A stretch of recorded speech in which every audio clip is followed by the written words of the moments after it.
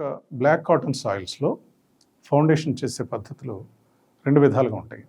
ఒకటి pile foundation, రెండవది raft foundation.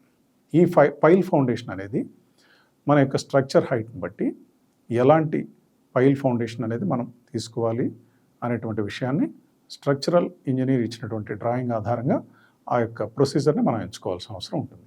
యూజువల్గా పైల్స్ విత్ పైల్ క్యాప్స్ అనేవి తీసుకుని ఆ ప్రొసీజర్లో చేసుకుంటాము.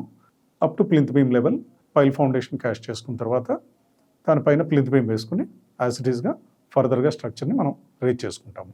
అలాగే కొన్ని ప్రత్యేకమైనటువంటి కండిషన్స్లో మనము entire area of the plot need to be excavated and removed. The soil is to be removed. అది మొత్తం కంప్లీట్గా మనం ఏమవుతుందంటే మనం ఫౌండేషన్ ఎక్స్కవేట్ చేస్తూ ఉండే కొద్దీ అండర్ గ్రౌండ్లో కనుక వాటర్ లెవెల్ పైకి ఉన్నట్లయితే కొన్ని ప్రత్యేకమైన ప్రదేశాల్లో ఆటోమేటిక్గా మనము ఏదైతే బోర్ డ్రిల్ చేస్తూ ఉంటామో దెన్ అండ్ దేర్ ఫిలప్ అయిపోతూ ఉంటుంది, సాయిల్ మళ్ళీ స్లైడ్ అయి పడిపోతూ ఉంటుంది.